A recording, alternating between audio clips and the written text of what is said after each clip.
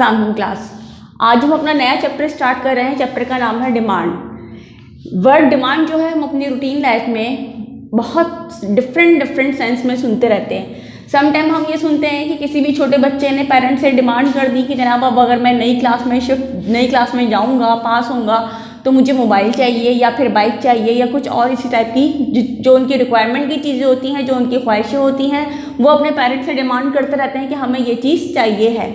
तो routine life में जो डिमांड का लफ्ज आता है वो किस सेंस में यूज हो रहा होता है?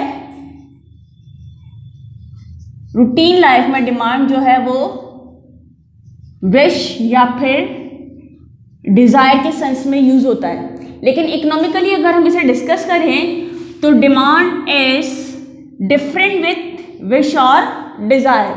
डिजायर जो है वो पार्ट ऑफ डिमांड होता है। इकोनॉमिकली कोई भी चीज़ डिमांड उस वक्त कंसिडर की जाती है जब आप किसी भी चीज़ को परचेज करने के लिए अपनी विश या फिर विल को शो करो कि आपको कोई चीज़ खरीदनी है, और उस चीज़ को परचेज करने के लिए आपके पास सेकंड एलिमेंट का होना जो ज़रूरी है वो चीज़ क्या है?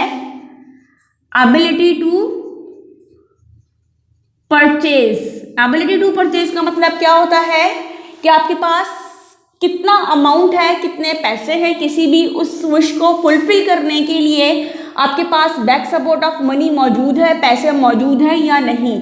अगर आपके पास विश और विल के साथ एबिलिटी टू परचेज मौजूद है तो इकोनॉमिकली ये चीज़ जो कंसिडर होगी वो क्या होगी? डिमांड कंसिडर होगी। लेकिन in the absence of money या बैक सपोर्ट ऑफ मनी, कि आपके पास अगर पैसे नहीं हैं, आपका दिल चाह रहा है कि आपके पास पहले मोटोरोला का मोबाइल था, अब आपको जो है वो सैमसंग का न्यू मॉडल चाहिए, लेकिन आपके पास जो है उस मॉडल को परचेज करने के लिए अमाउंट पूरा नहीं है, तो economically it is not a demand, it is just wish और विल और डिज़ायर। तो किसी भी चीज़ को डिमांड कंसिडर करने के लिए आपके पास दो एलिमेंट का होना ज़रूरी होता है। नंबर वन विश और विल, जिसे हम नॉर्मली क्या कहते हैं? डिज़ायर का नाम देते हैं। उसके साथ साथ बैक सपोर्ट या एबिलिटी टू परचेज या पावर टू परचेज का होना आपके पास ज़रूरी होता है। अगर हम इन दो चीज़ों को देखें कि विल टू परचेज या पावर टू परचेज के साथ अगर हम इसको डिमांड को कंप्लीट कर रहे हैं तो मतलब हमें मार्केट प्राइस का भी मालूम होना बहुत ज़रूरी है। तो सिंपली अगर हम इन डिटेल में जाकर बताएं कि इकोनॉमिकली डिमांड क्या है, तो इकोनॉमिकली डिमांड तीन फैक्टर पर बेस करती है: विल टू परचेज,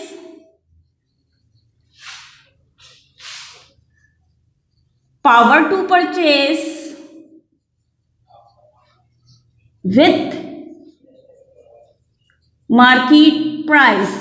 कि अगर मुझे किसी भी प्रोडक्ट की मार्केट प्राइस के बारे में अवेयरनेस है और उतना ही अमाउंट मेरी जेब में मौजूद भी है और उसके साथ साथ मुझे उस चीज़ को खरीदने का इरादा भी है, तो ये चीज़ जो है इकोनॉमिकली क्या कंसिडर होगी? डिमांड कंसिडर होगी। तो लफ्ज डिमांड और डिज़ायर रूटीन लाइफ में तो कॉमन मीनिंग देते हैं, लेकिन economically they are the different words. Desire is just wish और विल, बट डिमांड के लिए डिज़ायर या विश जो है वो एक पार्ट बन जाता है, और उस पार्ट के साथ साथ दो डिफरेंट पार्ट्स का होना भी ज़रूरी है। वो पार्ट्स क्या है? Power to purchase and market price. तो सबसे पहले हमने डिमांड की लफ्जी मीनिंग को जो है वो डिस्कस किया है। अब हम लॉ ऑफ डिमांड को डिस्कस करेंगे। और एक दूसरी इंपॉर्टेंट चीज़ कि डिमांड जो है वो किस चीज़ का फंक्शन है? प्राइस का फंक्शन है। जैसे जैसे प्राइस मूव होती है मार्केट में, वैसे वैसे उसी प्रोडक्ट की डिमांड जो है वो मार्केट में चेंज होती रहती है। तो लॉ ऑफ डिमांड जो है एक कंडीशनल लॉ है जो कि बेस करता है। लॉ ऑफ डिमांड किस इकोनॉमिक्स से मोस्टली जितने भी लॉज हैं वो किस चीज़ पे बेस कर रहे होते हैं? Other thing remaining the same की कंडीशन पर। Other things remaining the same. If price increases, demand decreases, or if price decreases, demand increases. तो इस ब्लॉक के लिए जो है वो कंडीशन क्या है? Other things remaining the same. अगर किसी भी प्रोडक्ट की प्राइस डिक्रीज होती है तो मार्केट में उसकी डिमांड क्या हो जाती है? बढ़ जाती है, और अगर प्राइस बढ़ती है तो डिमांड क्या हो जाती है? कम हो जाती है। यह है लॉ ऑफ डिमांड कि जिसके अंदर हम रिलेशनशिप शो कर रहे हैं प्राइस और डिमांड का, और ये रिलेशनशिप हमें क्या बता रहा है कि दोनों चीज़ों के दरमियान जो है वो कौन सा रिलेशनशिप है, नेगेटिव इनवर्स या फिर इनडायरेक्ट रिलेशनशिप। तो जो चीज हमने ऑब्जर्व करी लॉ ऑफ डिमांड से वो क्या है कि प्राइस और डिमांड के दरमियान जो रिलेशनशिप होता है वो क्या होता है, नेगेटिव इनवर्स या फिर इनडायरेक्ट। यानी कि अगर प्राइस अपवर्ड मूव करेगी तो डिमांड डाउनवर्ड मूव करेगी, और अगर प्राइस डिक्रीज होगी तो डिमांड क्या होगी, इंक्रीज होती चली जाएगी। और ये जो चीज़ आ रही है condition other thing remaining the same, तो other things remaining the same के अंदर हमारे पास अजम्पशंस ऑफ द लॉ आ जाते हैं। Assumptions of the law, number 1 assumption क्या है, डिफरेंट अजम्पशन है। पहला अजम्पशन जो हम डिस्कस कर रहे हैं वो अजम्पशन क्या है, there is no change in season, weather, hobby और टेस्ट ऑफ अ कंज्यूमर, कि कंज्यूमर का जो भी पसंद है, जो भी उसका शौक है या मौसम है या सीज़न वगैरह है वो चेंज ना हो रहा हो। एक चीज़ अभी हम अगर ऑब्जर्व करें अपनी करंट लाइफ से, कि अभी देखें कि बकरीद का सीज़न चल रहा है, तो बकरीद के सीज़न में क्या है कि हर मुसलमान कुर्बानी करने का ख्वाहिशमंद होता है।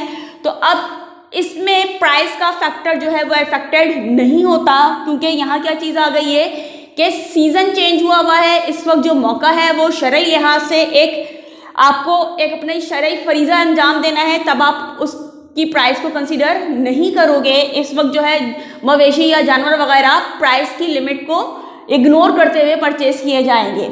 या फिर अगर हम बात करें कि पुराने ज़माने में लोग पियानो का पेन इस्तेमाल करते थे, तो उनका टेस्ट या हॉबी जो थी वो यही थी कि वो पुराने पेन पर डिपेंड कर रहे थे। लेकिन अब जैसे जैसे ब्रांड बदलता चला जा रहा है, पिकासो आया और दूसरे पेन आए, तो अब लोगों का जो फैशन या हॉबी या टेस्ट वगैरह है वो क्या हो रहा है, चेंज होता चला जा रहा है। तो जब ये चीज़ें चेंज होती हैं तो उसकी वजह से हम प्राइस की लिमिट को इग्नोर कर देते हैं।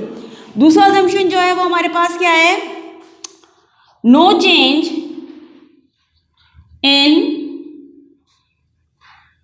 इनकम ऑफ अ कंज्यूमर, के कंज्यूमर की जो प्राइस इनकम लिमिट है वो चेंज ना हो रही हो। अगर कंज्यूमर की इनकम चेंज होती है तो उसका कंजम्पशन बिहेवियर भी जो है वो क्या हो जाता है, चेंज हो जाता है। अगर उसकी इनकम बढ़ रही है तो वो किसी दूसरी ऐसी प्रोडक्ट को भी परचेज कर लेगा जिसकी प्राइस बढ़ रही होगी, क्योंकि उसकी इनकम लिमिट जो है वो क्या हो गई है, पिछली वाली लिमिट से बढ़ गई है।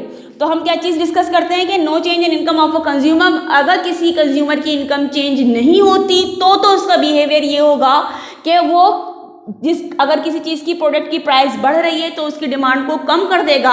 अदरवाइज अगर उसकी इनकम भी बढ़ रही है तो वो इस प्राइस इम्पैक्ट को जो है वो इग्नोर करेगा। Number 3, no change in price of substitute good, जो चीज़ें हम इस्तेमाल करते हैं वो नेचर के लिहाज से डिफरेंट होती हैं। लाइक कि अगर मैं इस पेन की बात करूं तो इस पेन के लिए मेरे पास पेन के साथ साथ पेन की इंक का होना भी ज़रूरी है। इंक के बगैर ये पेन जो है वो काबिल इस्तेमाल नहीं है, और ख़ाली इंक जो है वो इस पेन के बगैर काबिल इस्तेमाल नहीं है। तो ऐसी चीज़ें जो एक दूसरे को कंप्लीट करती हैं वो कॉम्प्लीमेंट्री गुड कहलाती हैं, और ऐसी चीज़ें जो एक दूसरे के सब्स्टिट्यूट या रिप्लेसमेंट में इस्तेमाल होती हैं वो सब्स्टिट्यूट कहलाती हैं। लाइक कि अगर हम बात करें फ्यूल की, तो गाड़ियों में 2 टाइप का फ्यूल इस्तेमाल होता है, एक तो सीएनजी और दूसरा क्या है, पेट्रोल। तो अगर एक सब्स्टिट्यूट की प्राइस चेंज होती है तो उसका इम्पैक्ट सिर्फ उस चीज़ से तक नहीं रहता बल्कि उसके सब्स्टिट्यूट तक मूव कर जाता है। अब अगर प्राइस बढ़ती रही पेट्रोल की तो लोगों ने क्या करा कि वो सीएनजी की तरफ डाइवर्ट हो गए, कि उन्होंने उसके सब्स्टिट्यूट को इस्तेमाल करना शुरू कर दिया। तो दोनों चीज़ों पर इम्पैक्ट आया कि महंगा हुआ पेट्रोल, तो पेट्रोल की जो है कंजम्पशन वो कम हुई, लेकिन सीएनजी सस्ती नहीं हुई थी, कंपैरेटिवली उसके मुकाबले में सस्ती थी, तो लोगों ने उसकी डिमांड को क्या करा, इंक्रीज करा। तो सब्स्टिट्यूशन इफेक्ट जो है वो लॉ ऑफ डिमांड पर इम्पैक्ट शो करता है कि अगर 2 चीज़ें एक दूसरे का सब्स्टिट्यूट हैं तो अगर एक चीज़ की प्राइस चेंज होती है तो इसका इम्पैक्ट दूसरी चीज़ पर भी आता है, चाहे उसकी प्राइस चेंज हो या ना हो। फोर्थ जो हमारे पास अजम्पशन है वो क्या है, no change in number of population और कंज्यूमर, कि किसी भी एरिया में नंबर ऑफ कंज्यूमर या पॉपुलेशन का चेंज नहीं होना चाहिए। अगर किसी एरिया में consumer number of consumer change हो रहे हैं तो प्राइस का इम्पैक्ट शो नहीं होगा, बल्कि कंज्यूमर के चेंज होने का इम्पैक्ट शो होता है।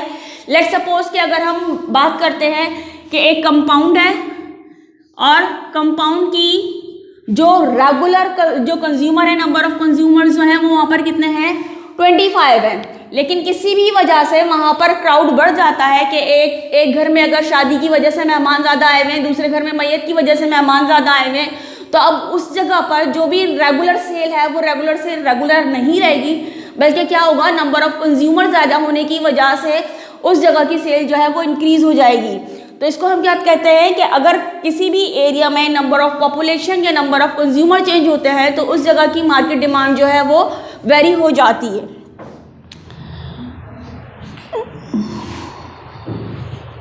तो ये हमारे पास है अजम्पशंस ऑफ द लॉ, जिसके बिहाफ पर हम लॉ ऑफ डिमांड को डिस्कस करते हैं कि अगर ये सारी की सारी चीज़ें अनचेंज हैं और इसके साथ साथ फ्यूचर एक्सपेक्टेशंस कि अगर हमें लग रहा है कि किसी भी प्रोडक्ट की मार्केट प्राइस आगे बढ़ने वाली है तो अब अभी हम उसकी करंट प्राइस को ऑब्जर्व नहीं करते, बल्कि हम उसके फ्यूचर जो एक्सपेक्टेशंस होती है उसके लिहाज से उसे परचेज करते हैं।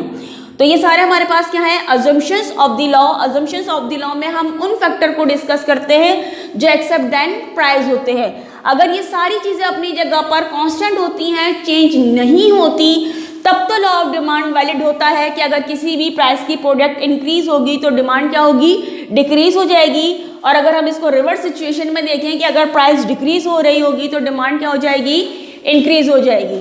तो ये हमारे पास लॉ ऑफ डिमांड और लॉ ऑफ डिमांड के अजम्पशंस जो है वो भी हमने डिस्कस किए हैं। इसके बाद हम इसकी explanation with schedule and graph आगे डिस्कस करते हैं नेक्स्ट लेक्चर में।